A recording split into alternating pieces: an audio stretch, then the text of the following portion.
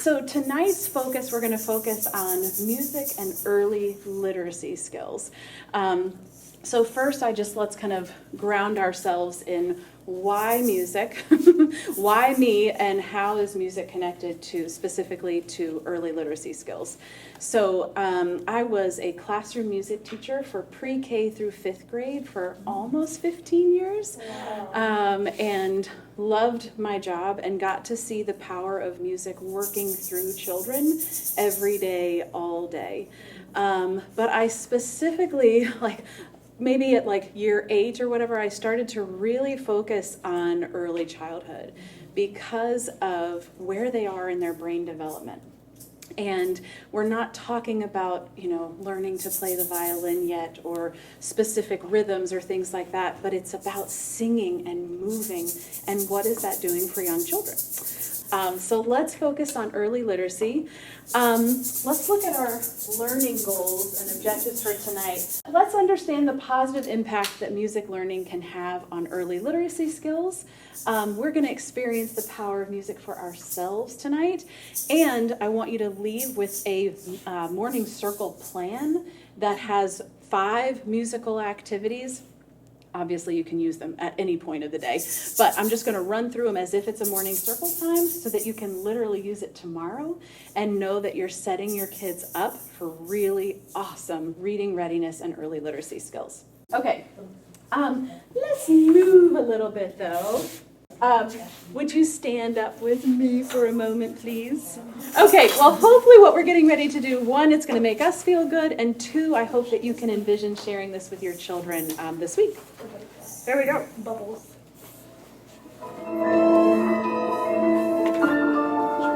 Loud enough?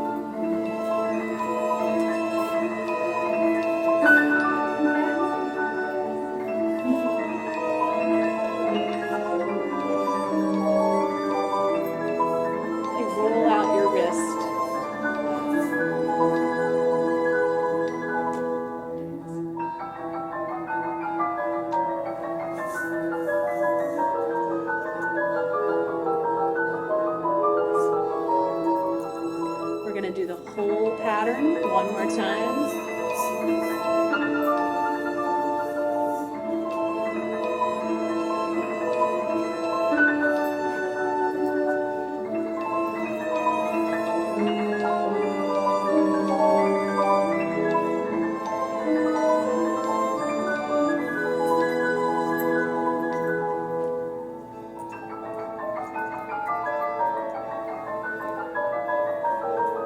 Notice how the different sides move differently. Now we're going to change it up a little bit.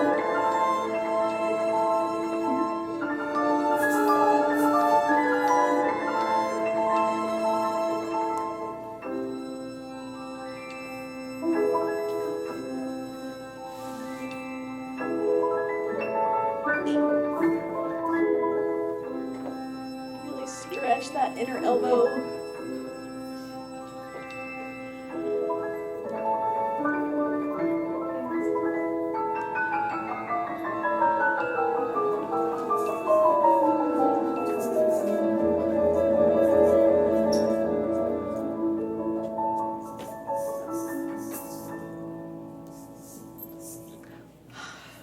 That was it. How do you feel? I feel great. You feel great.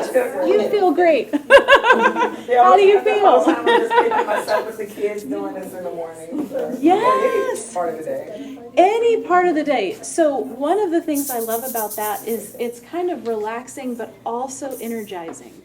It calms us down, but you're also like, oh, that felt great. It may not be as good as the Keurig in the back, but it does kind of wake you up, but not in an overstimulating way, and we're going to talk about that in a little bit too. Awesome. Thank you for being such good sports about that. Okay, so our question for tonight that we're going to try and answer is, how does musical learning support building early literacy skills for our children? And I've broken it up into several kind of general topics. General brain development, speech and language development, steady beat, listening skills, literacy nitty-gritty, like rhyming words, phonemic awareness, fluency, all of that good stuff. Classroom management, because we know if it's a well-run classroom and a safe, healthy community, that's when our children will learn. So how can we use music to support that? And then the joy of making music and how it makes us feel and how it makes our children feel. So let's talk brain development. This is my all-time favorite slide. I show it no matter what topic I'm diving into with music because I think it's fascinating. So this is our brain at rest, which obviously there's some action going on. But look what happens when we react to music. All of the areas light up. And this is just when we hear music. This isn't even when a child starts to participate in making music. When we make music, both sides of our brains light up. So music is not a one hemisphere activity. We're using both hemispheres, which means that our brain is having to forge pathways across the two hemispheres to make new connections and new pathways for learning, making it stronger, but also more flexible. Our emotion networks turn on because music is emotion, right? Good music is filled with different emotion, and that part of our brain turns on. And our language centers. So when we're talking about early literacy skills, when we're participating in music, the big language center of our brain is fired up. And so that's making it stronger for reading readiness. We use the regions that control movement. When we're learning how to read, it's also a fine motor skill. And being able to pronounce words and move our lips and our tongue and our teeth and our jaw and all the things so that we make the right sounds. But also, we're made to use our brains. It's a joyful thing to use a lot of parts of our brain and to be engaged and stimulated in that way. When we think about these babies who were raised in COVID, born in COVID, and they weren't seeing as many people, right? They weren't out in the world getting all of that exposure and all of that stimulation and all of the vocabulary and the different people and the different accents. They weren't exposed to those things.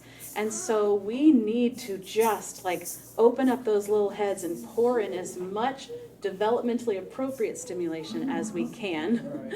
Did you like how I clarified that? Because we all know what else is out there.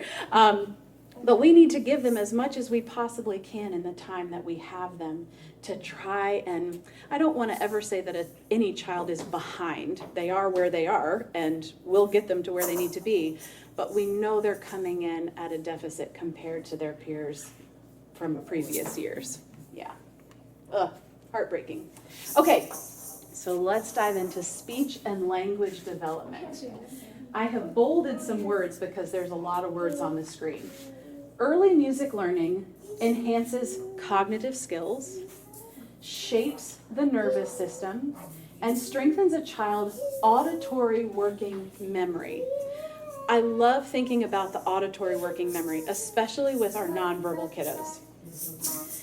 We don't not talk to a baby because they can't talk back. Right? I mean, we laugh because oh my gosh, how absurd would that be? Oh, no, the baby can't have a conversation with you yet, so don't say anything to it. Right? But we kind of do that with singing sometimes. Oh, well, no, I'm not going to sing because, this is a nonverbal child, or they wouldn't sing the song. We have to change that and think, I'm just going to sing, and I'm going to sing, and I'm going to sing, and I'm going to sing. Because it goes in and it sticks. And because it's with melody and rhythm and steady beat, it sticks even more, and it sticks in different parts of their brain. And so then when they're ready, they've got the vocabulary, and it's strengthening their memory. You'll notice if you start to sing a song and you say, okay, let's see how long it takes them to really own it and to be able to sing it without my help. Right? And if you're doing that across the school year, by the end of the school year, they'll learn it so much faster. In September, it might take them 2 weeks before they can fully own it and do it without you. By June, they've got it in a couple days, which I think is so fascinating and so fun. Finger plays. Poems with motions and folk songs strengthen a child's syntactic processing. It basically means they're figuring out how to put words in order so that it makes sense. And as adorable as it is when they get it all jumbled up, we want them to be able to organize it in their head so that when they communicate, it's successful and they don't get frustrated, right? When they're not understood. Oh my gosh. There's nothing worse than a child passionately telling you something and you're like, oh, Yes. I know. Like marbles, and you can't understand what they're saying. You cannot, and you're just like seeking for just one word you could like repeat back to them, like, oh, it's your bed? Okay. You know? But this helps with their language acquisition, their vocabulary, being able to get all of this working so that they can communicate. But obviously they need that for learning how to read. Now I'm going to tell you this research around steady beat. So this is keeping a steady beat. Okay? This is all we're doing. We are not talking about doing anything fancy right here. But the research around when children have the opportunity to keep a steady beat multiple times a week, when they track these children to third grade, they're the stronger readers. So keeping a steady beat, I'm going to show you multiple ways of doing this with your kiddos. But that's, when you're doing steady beat, I almost don't even want to call it a musical activity because the research around that part of their brain, getting them ready to read, it's the exact same. It's like the overlapping neurons, right? All that means is that the same part of the brain that children use to do this, well, first they have to identify the steady beat in music and then physically make it happen.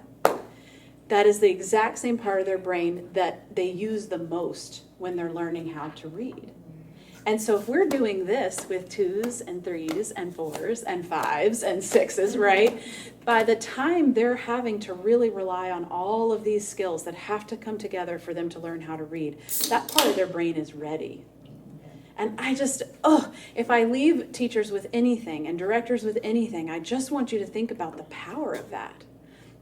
And that some kiddos come to school, come to your classroom, and learning the alphabet or learning how to make letters out of Play-Doh, like that just may not be their thing, But this is for all children. And all children, we are genetically wired to be musicians and to make music together.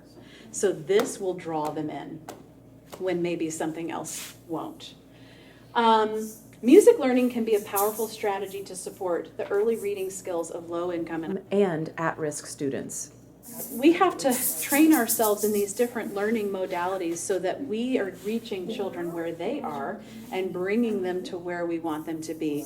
And music is this gorgeous, all-inclusive way that all children, no matter all of their circumstances, right, can participate and feel good, which is super important because then they want to do it again.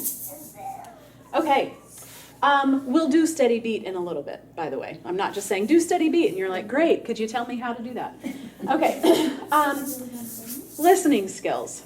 I really thought about this one and thought, should I keep that in? But I feel like listening skills is a really important part of reading readiness and just general success in life, right? Participating in music strengthens a child's ability to tell the difference between speech and noise. So it helps them, I say, right, let's just go in for the musical puns, to tune in to the right stuff. Instead of, I'm going to tune you out and I'm going to pay attention to whatever's happening in the corner at the kitchen set, right? Because that's way more interesting than you, adult teaching. But it has to be high quality music.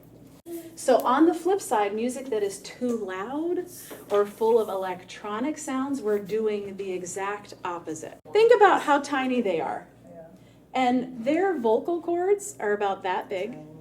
Their eardrums are practically microscopic, right? And their nervous systems are still developing. Their brain is still developing, their eardrum, all the things.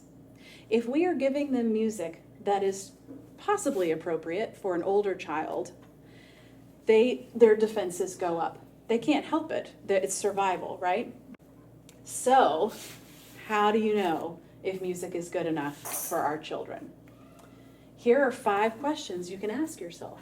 Are there a lot of electronic instruments? If you listen to it and you can't say, oh, I hear a piano, I hear a violin, I hear guitars, I hear blah, blah, it's electronic.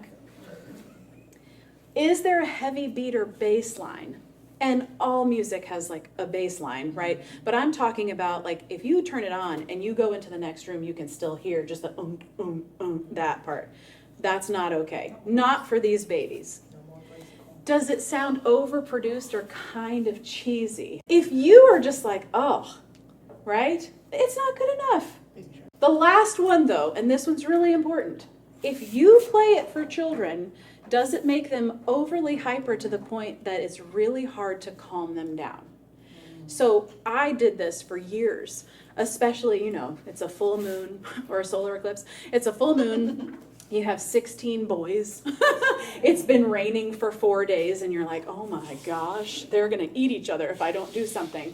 And you say, oh, I have to get the Wiggles out. So I'm going to play a really hyper piece of music. They'll do all their stuff and then they'll calm down. That is the theory that I functioned under. And then realized, wait a minute, they're not calming down when the music stops. What I actually just did is I opened up their little brain, I poured in a pixie stick, right? I closed it, and then I said, okay, now sit still and focus, right? Because through the music, we just sent the signal of it is time to boogie, and they're 4, and they don't now respond to the cue of me saying, oh, actually, no, it's not. Can you please sit still, right? Because the music cued their brain that it's time to get with it. So this is a big test. If you go back to your classroom and you say, well, they've been begging for this, I'm just going to play it. What happens in the 10 to 15 minutes afterwards? Because if you have now just created a problem for yourself, then you need to choose something different because it's overstimulating. So I share that with you so you can be your own scientist. Go back to your classroom, play the music, but just see what happens. And if it's one of those songs that gets them really hyped up, just save it to the end of the day. And you say, oh, we're all hyped up and now it's time to go. That's right. Get your backpack on and head out the door. That's like save it for the grandparents, right? Okay. Here's the early literacy nitty-gritty. Rhyming words, fluency, phonemic awareness, all of these things that if they're not already being assessed on, they will be very soon. How does music learning support all of this? Finger plays and songs include rhyming words, lyrical patterns, new vocabulary, storytelling. If we add steady beat and rhythm to phonemic activities, it's a powerful strategy for reading awareness. So one of the ones that I'll do sometimes is like, and this would be with pre-K or 5s, definitely not littles. But if you're talking letter sounds, have them clap it while they're doing it. So let's just take cat. C-A-T. K-A-T. That spells cat. I mean, literally everything you would be saying anyway, just put a steady beat to it and their whole brain goes, and it sticks it in there way more than it would just k-a-t, that type of stuff. So just add rhythm. Okay, just a couple of ways, because I want to make sure we get to the circle time, of making sure you're using music for transitions and your classroom management so that you're fostering this healthy, happy classroom environment where children feel safe and there aren't these moments where, oh, it's happened to all of us, right, where your whole class falls apart in a matter of seconds, right? Use a drum and a steady beat. So if you don't have a hand drum, I suggest you get one. I don't sell them. I wish I did. But have a teacher hand drum, because if they're at their centers, what if after circle time you said, okay, now you're going to go to your centers, but when you hear this, that means clean up what you're doing and come join me at the rug. And when you get to the rug, can you keep the steady beat with me? And then they go off, they do their thing. It's time for them to come back. Remember, they're genetically wired to react to this. And they want to be a part of it. So they stop and they come to the rug. And they want to be a part of this rhythm. You can use this on the playground when you're calling them instead of, Miss Mary's class, Miss Mary, that thing we all do. Use this, it could be kind of a gentle wake up from nap if you have them all day. Kind of, okay, my friends, it's time to start waking up. This is so gentle. Anytime you're transitioning from any activity to another one, this can be such a gentle, it's time to do this. I was in a classroom recently where they used an alarm. Thank you. I was like, oh, this is stressing me out. And I also feel like, I'm late. And it stressed out the kids. So anything that's just gentle, especially for our kiddos who are on the spectrum in any way or have any oral sensitivities, the drum is the way to go. Using appropriate music to give signals to the children's brains about what is coming next. So we talked about, if you observe that the kids get super hyper after you play a piece of music, maybe save that to the end of the day. But what about in the middle of your day? So it's going to start to get really hot in Virginia, and they're going to go out on the playground and they're going to get super sweaty. How do you bring them back in and transition from that high energy to classroom? And so I used to do just music mindfulness. So come in, turn the lights down, have them find a safe place on the floor to lay their whole body on it so that they get that full body reinforcement on their whole back of their body, and play a piece of music that is calming and really encourages them. With little ones, I give them things to do of like, okay, this time I want you to put your hand on your belly and breathe. What happens to your belly? Oh, it goes up. Now exhale. It goes down. They need something to listen for and to do. Or they can find a place on your body to keep the steady beat with one finger. Boop, boop, boop. And now switch it to the other finger. Boop, boop, boop, boop. Anything to just kind of draw their attention down. And it's like those little fish, right? Their scales. We're just rubbing them down the right way, because that's using music to prepare them for what you want to come next, which is calm, engaged, focused, joyful kiddos. While they stand in line to wash their hands, have a child lead a finger play or a movement song, but have the child do it. You don't do it. Pick one of your leaders who they've got the song, and get them to do it for you. Lining up to leave the classroom, engage them in different ways to do it. Use their imagination. Be a butterfly, be a dinosaur, be an elephant. Anything to get that creative mind going instead of, who's not looking at me right now? What can I pull, right? There's always one or two. And then they gang up on you, right? Okay. I think we've talked about this through the whole time of the pure joy of music. We are made, it is in our cells to make music together and to want to be a part of music. Think about the very first sound and the sensation that a baby in mama's belly hears. What does the baby hear? Voice. Voice? What else? Heartbeat. The heartbeat is the first sound. Every single human being heard a steady beat as the first sound. And so remember, our kiddos are not so far from that moment in time. And they're tuned in to looking for that steady beat, because that's home. That's predictable. And so use it to your advantage.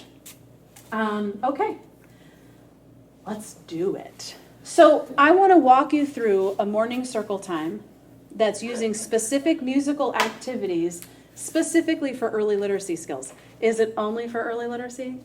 No, it's for everything. It's for their happiness. It's for social emotional wellness. It's for language development. It's for mathematical thinking. Oh my gosh.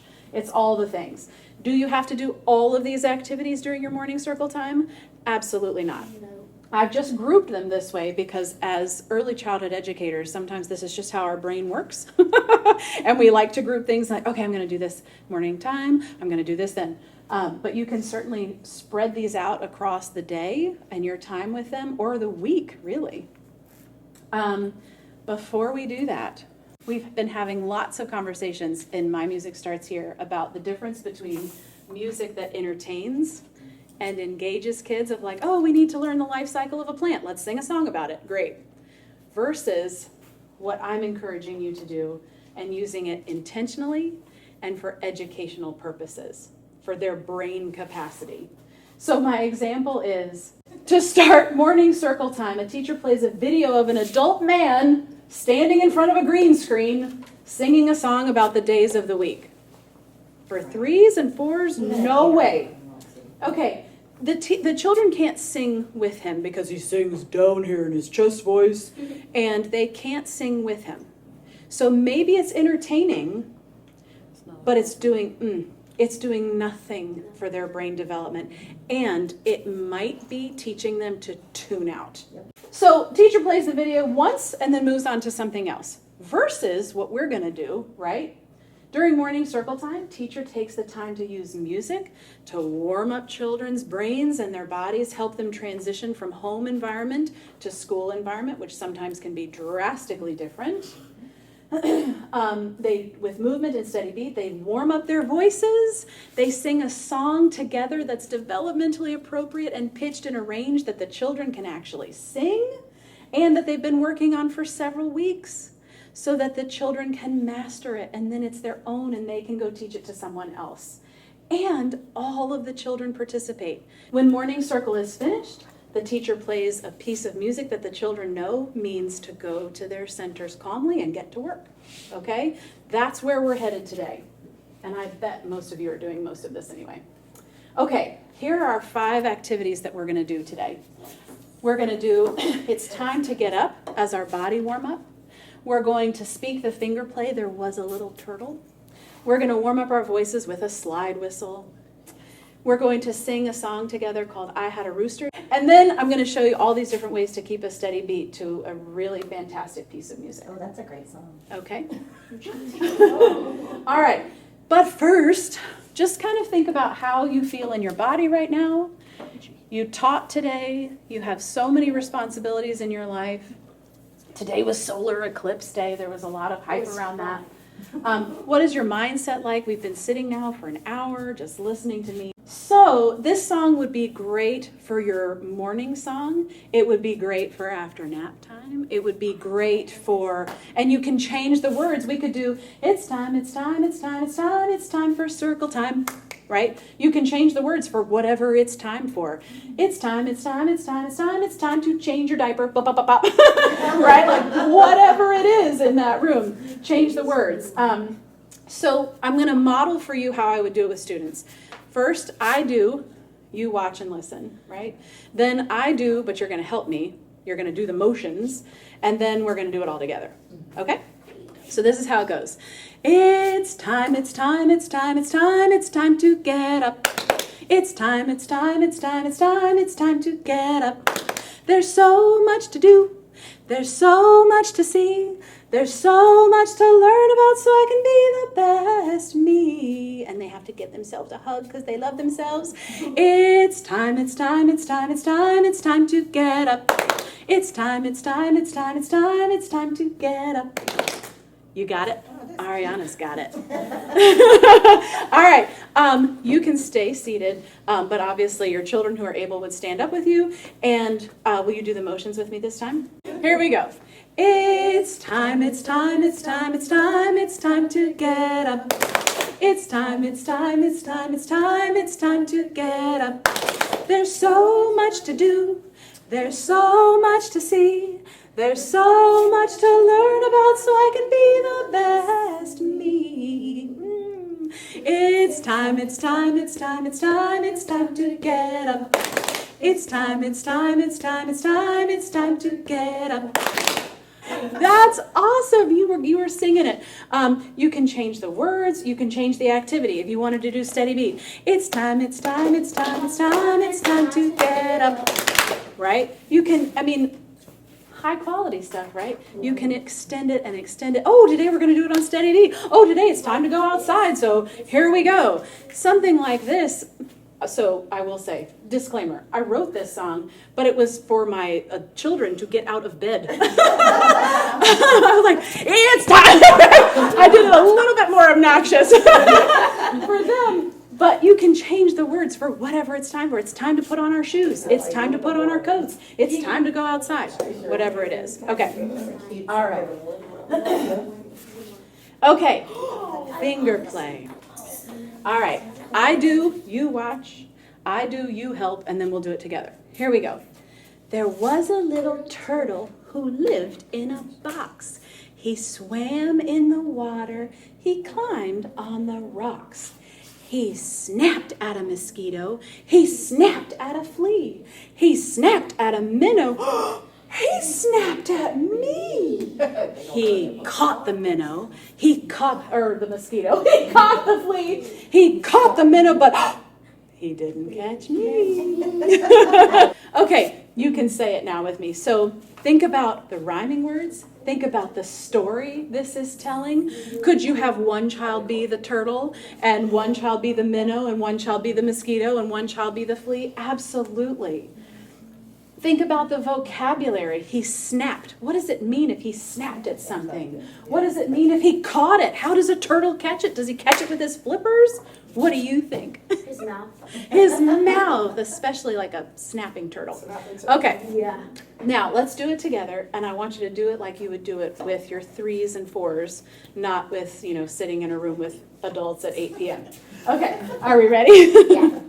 There was a little turtle who lived in a box. He swam in the water.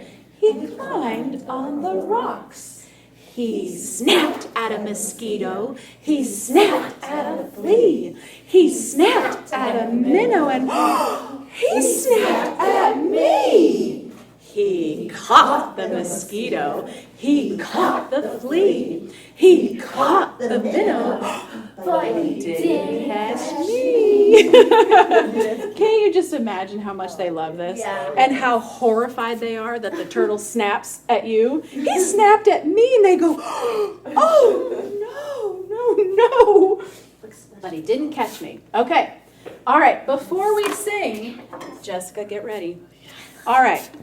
So these are awesome, and they help you and children get up in their head voices, where they will sing in tune and where it will feel good.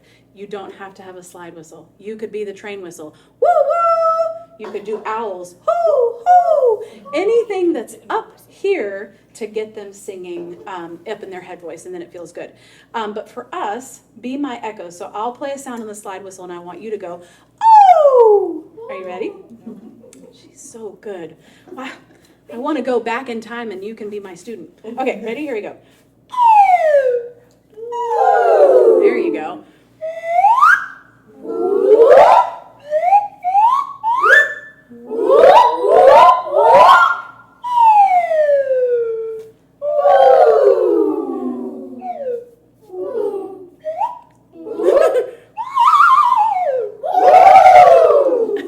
Very nice. You can get so silly with it. You can train them to listen to it for different sounds, right? This is when I want them to like melt into the carpet and sit down. And they go, I'm melting. And they sit down. If you want them to stand up, and right? They're so militaristic sometimes. All kinds of things. Anyway, these are really fun. What's that called again? What type of whistle? Slide whistle. That's another one. They have Yep. plastic ones that are not as fun as the better ones. I know. The plastic ones are affordable. And those aren't bad. You just wouldn't want to buy them for your whole class. No. Okay. Let's sing I Had a Rooster. Do you have to play the ukulele to sing this with your children? Absolutely not. And this song is a sequence song or a cumulative story, right? So we're going to add on and add on and add on and add on. I'll sing the first verse. Sing it with me if you know it. Ariana. And if you don't know it, just listen to it and then you'll get it the second time. I had a rooster and the rooster pleased me. Fed my rooster 'neath yonder tree. That little rooster went cock-a-doodle-doo.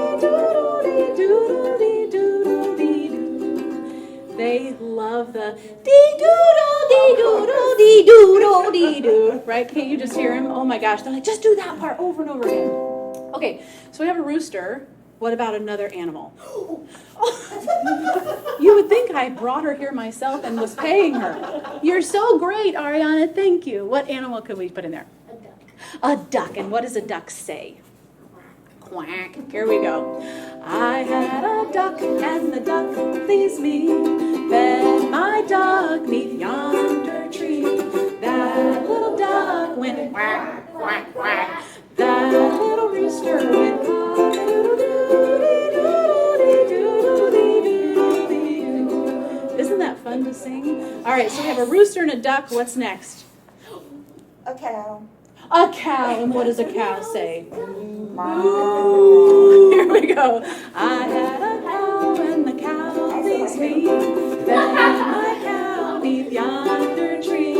That little cow went woo. That little duck went quack, quack, quack. That little rooster went cock-a-doodle-dee-doodle-dee-doodle-dee-doo. Okay, last one, Ariana. What do you got? A lion. And what does a lion say? You had it. Get in there. Yes. Little kids will say the funniest things like giraffe, and you're like, what does a giraffe say? And then at Basie in Roanoke, teachers like give me the good ones, but a teacher goes, a llama, and I was like, what does a llama say? She was so embarrassed, and she came up to the booth afterwards and was like, I was the one who said llama. I'm so sorry. And I was like, it's all good. Yes. No, cat. A cat. Okay, we're changing. Meow. That's quite a cat. All right. I had a cat, and the cat pleased me. Fed my cat neath yonder tree. That little cat went meow. That little cow went brrr. That little duck went quack, quack, quack. That little rooster went cock-a-doodle-dee-doodle-dee-doodle-dee-doo. Can we add one more animal? Oh, We can't. We don't have time. What was your animal going to be? A dog. A dog. Well, if you had a cat, you need a dog, right? She would never stop. But okay. And that's gonna be those 3 or 4 But years. that's going to be, it's like I'm paying her to be here. A teacher just the other day, I thought this was brilliant, because I was like, ooh, you might have to start writing them down, because sometimes if you want every kid to have a turn, then you've got like 12 animals. She was like, no, just have a stuffed animal out, and then the kids are learning about the animals, and they're learning how to follow the sequence. And I was like, oh, that's brilliant, and I never did that as a teacher. Okay, so I'm gonna play this wonderful piece. It's so exciting and fun. It's not going to be overstimulating because it's exciting, but it's developmentally appropriate. But I did change it. I know.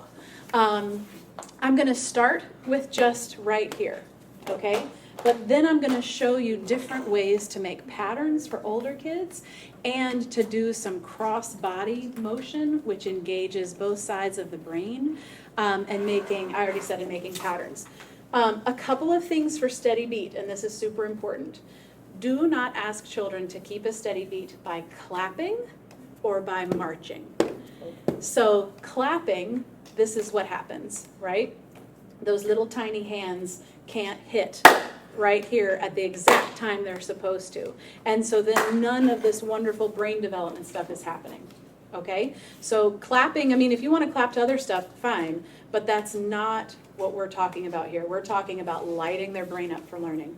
Marching also takes all of these muscles to make it happen, and they'll just never, all of them, be on the beat. So you start here on their laps because gravity helps, right? And it's a big target, some bigger than others, but they can't miss, right? So you start here. So Jessica, with your twos, this is what you're doing. You're just hanging out right here, and then maybe you really do this to give their little hands a break, and then you go right back here. With threes, you want to start introducing patterns, but you always want to stay in one location for at least 8 beats. None of this nonsense. They'll never keep up with you. And then they'll just be staring at you trying to figure out like, wait, is she on her shoulders? Is she on her, huh? And all of the musical brain goodness goes out the window. So 8 at least, I mean with littles 16, and then go to your next spot. I do this for cross body. I call this low high. So low and then high. And they will very often go like this. And so you have to very gently go, whoop, there we go. And don't make a big deal out of it, just like, oh, over here. Because they want to stay on that unilateral plane, right? This is hard. And they'll try to do this. And then if you get really fancy with 4s and 5s, woo-hoo-hoo, this is like super challenging. Okay, here we go.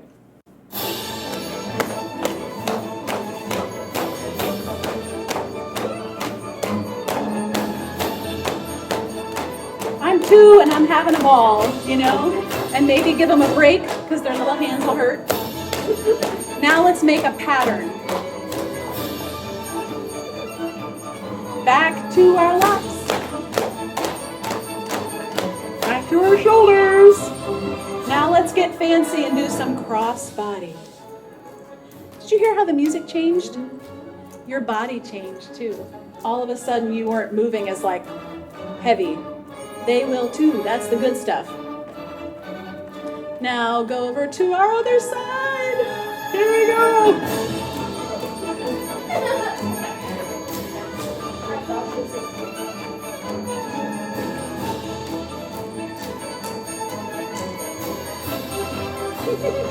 They'll tell you when you mess up, right? Okay, now. Oh, we changed. And they'll change too because they're listening and they're tuned in. They're not tuned out, right? Let's make a pattern. Shoulders. Head. Where do we go back to? We go back to our laps. A. This would be B. This is when they all want to start marching. So lean into it, like do it, right? Oh, now it's smooth. After our reps. Let's do where we cross over to our legs. And then back. Oh, now it's getting really exciting.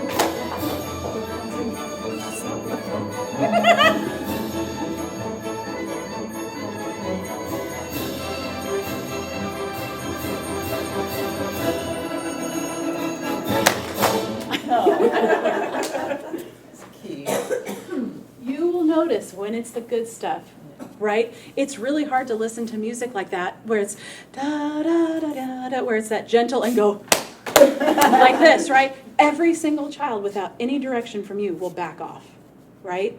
That's another sign that it's the good stuff and that it's stimulating their brain in all these ways versus something that stays at one volume and like 3 different pitches, right? That stuff is no good. Okay, I think we did it.